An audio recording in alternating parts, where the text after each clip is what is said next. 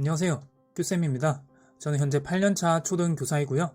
곧 서울대 대학원을 석사로 졸업하는데 서울대학교 대학원 생활은 어떠한지 알려드리려고 해요. 제가 1년 전에 영상을 올리고 논문 쓰느라 잠깐 쉬었는데 이제 졸업을 하면서 2년간의 서울대 사범대 대학원 생활은 어떠했는지 알려드리도록 하겠습니다. 먼저 저는 2021년부터 2023년까지 석사 과정으로 서울대학교 대학원 사범대학 교육학과에서 교육공학을 전공을 했고요. 그래서 본 영상도 교육학과 중심으로 소개를 해드릴 거예요. 대학 학과마다 다를 수 있다는 점 참고해 주시고요. 그래도 대부분의 학과 커리큘럼은 비슷할 거니 잘 참고해 주시면 되겠습니다. 먼저 3월부터 학기를 시작하는 정기 모집을 기준으로 설명을 드릴게요. 10월에 시험을 쳐서 11월이면 이제 합격 발표가 이루어집니다. 12월에는 재학생들이 종강 모임을 하면서 이제 신입생 환영회를 함께 해요. 신입생과 졸업생, 재학생이 인사를 나누고 1월부터 본격적인 연구실 생활이 이루어지는데 아직 입학하기 전이지만 연구회에서 스터디가 이루어집니다. 저희 전공에서는 스터디를 2개를 진행했어요. 하나는 신입생 스터디라고 전공 교과목과 관련된 영어 원서를 읽고 인원별로 돌아가면서 챕터를 요약하고 발제하고 질의응답하는 형식으로 진행했고요. 또 다른 스터디는 돌아가면서 해외 논문들을 읽고 발제하고 토론하는 형식으로 진행합니다. 그래서 영어 리딩 공부는 탭스 준비하면서 하시겠지만 페이퍼 리딩을 위해 시간 나실 때 리딩 공부는 상시적으로 해주시면 좋을 것 같아요. 2월에도 스터디는 계속 진행이 되고요. 학과별로 OT가 있고 수강 신청을 진행합니다. 학과별로 내규가 있으니 선배들에게 수강 신청을 필수적으로 해야 하는 과목과 수강하기 좋은 과목을 물어보셔야 하고요. 3월부터 6월까지 본격적으로 학기가 진행이 됩니다. 수업, 프로젝트, 세미나 하면서 바쁘게 지냈는데요. 수업은 보통 한 학기에 9학점, 3과목 정도 듣는데 일주일에 9시간 정도 고정적인 수업이 있다고 보시면 돼요. 제가 학부 때는 과제는 좀 대충 내고 그랬는데 대학원생이 되고 나니까 전공 지식을 쌓아서 논문을 써야 하잖아요. 그래서 수업을 열심히 듣게 되더라고요.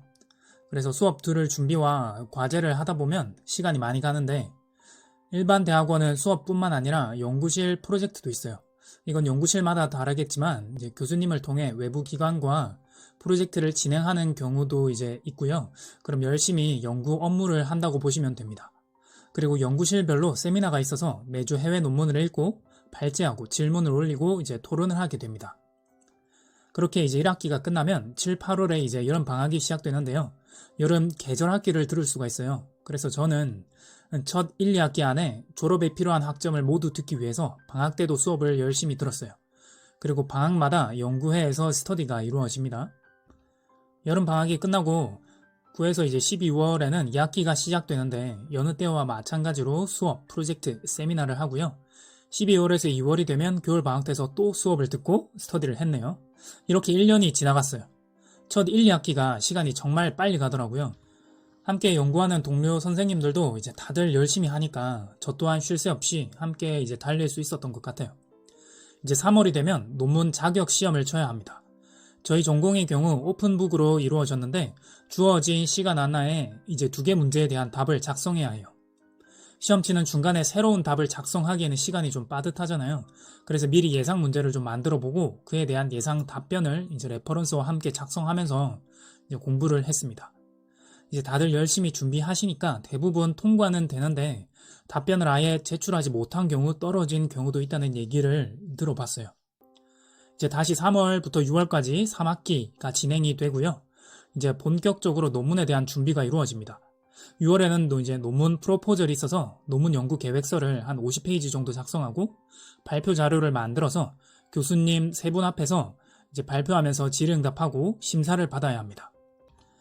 저는 처음 논문을 쓸 때는 열정이 넘쳐서 엄청 거창한 비전을 제시하고자 했는데요. 교수님의 치밀한 피드백 아래 연구 주제가 정말 요만해지더라고요. 원래 석사 논문은 용의 머리로 시작해서 뱀의 꼬리로 끝난다고 하잖아요.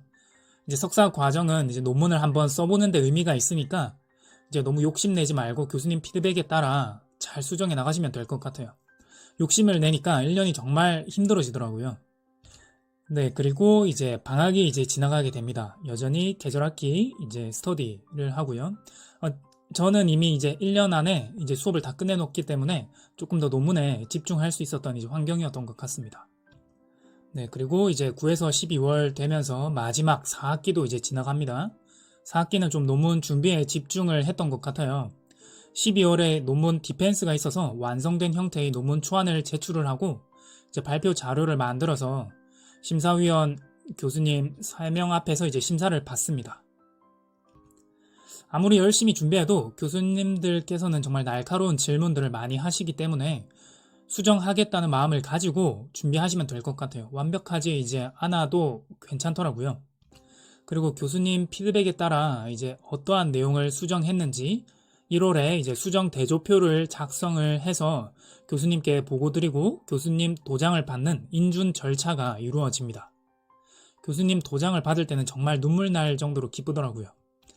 그리고 2월이면 최종 논문을 제출하고 이제 졸업을 하게 됩니다. 그리고 이제 적어 놓지는 않았지만 수시로 학술대회에 참석하고 발표를 한다거나 학술지 논문을 이제 게재를 합니다. 정말 빡빡하죠.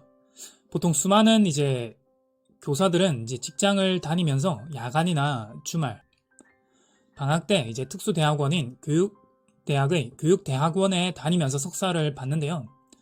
이제 직장 다니면서 대학원을 다니는 것도 힘들지만 이제 일반 대학원을 전일제로 다니는 것도 정말 힘들더라고요.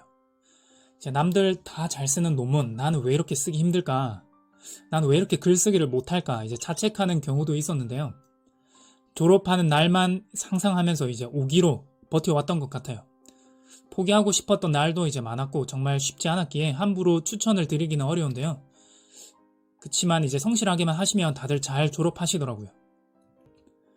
이번에는 이제 수업과 관련해서 이수 규정에 대해서 말씀을 드리는데요. 이제 석사 과정은 27학점을 취득을 해야 됩니다.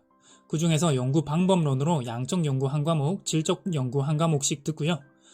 지도 교수님께 지도를 받는 대학원 논문 연구 한 과목 듣고요. 그 다음에 일반 교과목을 6과목 들어서 18학점을 채워야 됩니다. 이제 주의할 점으로 이제 교육학 비전공자는 교육학 공통 교과를 3과목 이상 이수를 해야 돼요. 저는 이제 그리고 좋았던 게 타 학과, 타 대학 수업도 이제 학점으로 이제 인정을 해주더라고요. 일정한 범위 안에서. 저는 그래서 이제 인공지능, 데이터 사이언스에 관심이 많아서 이제 데이터 사이언스 대학원의 강의를 10학점 이제 이수를 하였고요. 전공 학점으로 인정을 받을 수가 있었어요. 그래서 이렇게 이제 4과목을 들었고요. 네, 요 교과 소프트웨어 융합 역량 교육론은 사범대학에서 이제 인공지능 융합 수업을 위한 데이터 융합 수업을 위한 이제 교과목을 또 들었었고요. 여기 데이터 사이언스 과목은 데이터 사이언스 전공자들이 기초로 알아야 되는 그런 이제 내용들이라 이제 저는 비전공자였지만 이쪽 주제에 관심이 많아서 이렇게 듣게 되었어요. 그리고 이제 사범대학 내에서도 인공지능과 데이터를 어떻게 일반 수업과 융합을 시킬 수 있냐에 굉장히 관심이 많은데 이 수업을 들으면서 이제 파이썬과 인공지능 등 다양한 것들을 활용해서 수업에 어떻게 접목할 수 있을지 같이 한번 연구도 해보고 발표도 해보는 좋은 경험이 되었습니다. 그래서 관심 있는 다른 학문에 대해서 배울 기회가 있는 제도는 정말 좋았던 것 같아요. 그리고 교육공학 관련 이제 전공 교과목을 이렇게 4개를 들었습니다. 그리고 연구 방법론 이렇게 2개를 들었었고요. 네, 다음은 참고 사항인데요. 이제 서울대 대학원은 전일제가 기본이에요. 그래서 교사인 경우 휴직이 필요하고요. 연수휴직이요. 간혹 이제 파견으로도 올 수 있어요. 저는 파견으로 갔었는데 파견이 교사 티오가 별도로 있는 것은 아니에요. 남들하고 똑같이 일반 전형으로 이제 합격한 인원 중에서 교육청 전형을 통과하면 파견에 선발이 돼요. 파견과 관련해서는 다음번 영상에서 설명을 드리겠습니다. 그리고 2년 4학기 과정이고요. 저는 처음에 서울대 자체가 이제 심리적인 진입 장벽이 굉장히 높아서 지원하면서도 내가 과연 할 수 있을까 여러 번 생각했던 것 같아요. 운 좋게 합격해서 2년간 좋은 경험을 했는데 이제 대학원 구성원이 서울대 학부생 출신만 있는 것은 아니고요. 저처럼 타 대학 출신인 경우도 있으니 준비하시는 분들은 파이팅 하셨으면 좋겠습니다. 이제 사범대학 특성상 초중등 교사 출신이 이제 굉장히 이제 많았습니다. 일반 회사 다니시다가 오시는 분도 있더라고요. 다음은 등록금인데요. 한 320에서 340만 원 정도 했었어요. 특이한 것은 이 주차 요금이 시간당 3,000원으로 굉장히 비싼데요. 하루는 주차 요금으로 이제 3만 원을 내본 경험도 있었습니다. 마음이 굉장히 아팠어요. 석사 과정은 주차 등록이 안 되고 박사 과정부터 된다고 하더라고요. 워낙 서울대에 들어오는 차들도 많고 주차 문제가 심각해서 이렇게 이제 주차 요금을 정산을 하더라고요. 이게 별것 아닌 것 같아도 이제 저는 이제 동탄에 사는데 서울대까지 차로 이제 1시간, 대중교통으로 환승해서 2시간이거든요. 저는 결국 그래서 대중교통을 선택하면서 고생을 좀 많이 했습니다. 이제 그리고 대학원 생활이 정말 쉽지 않으니까 이제 꺾이지 않는 마음, 네, 정말 필요한 것 같아요. 네, 그리고 졸업을 하면서 좀 느낀 점에 대해서 간단하게만 언급드리자면 이제 지식적인 면에서는 교육공학이라는 전공에 대한 깊이 있는 이해를 할 수 있었던 것 같아요. 아무래도 이제 일반 대학원이고 전일제다 보니까 하루 종일 전공 얘기만 하고 전공 공부만 하잖아요. 그래서 깊이 있게 이해할 수 있어서 좋았고요.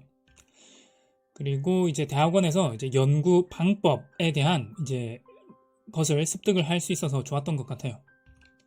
기존에는 이제 교사 생활을 하면서 직접 실천을 하는 것에만 그치는 경우가 많았는데 이렇게 체계적인 연구를 한번 경험을 해볼 수 있어서 좋았고요.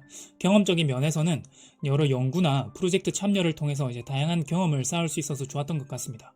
이제 서울대학교 구성원들, 교수님이나 동료 선생님, 선배 후배님들과 이제 교류할 수 있어서 정말 좋은 경험을 했던 것 같습니다. 그리고 태도 면에서는 이제 그 구성원들이 정말 치열하게 살아요. 치열하게 사는 사람들의 마인드셋, 이제 꺾이지 않는 마음, 그리고 이제 시간 관리 하는 것에 대해서 좀 배울 수 있어서 정말 좋았던 것 같습니다. 이제 결론은 정말 힘들었지만 오길 잘했다입니다. 네, 그래서 이제 오늘 준비한 영상은 여기까지이고요. 준비하시는 분들에게 많은 참고가 되었으면 좋겠습니다. 다음번 영상도 이제 기대해 주시고요. 네, 감사합니다.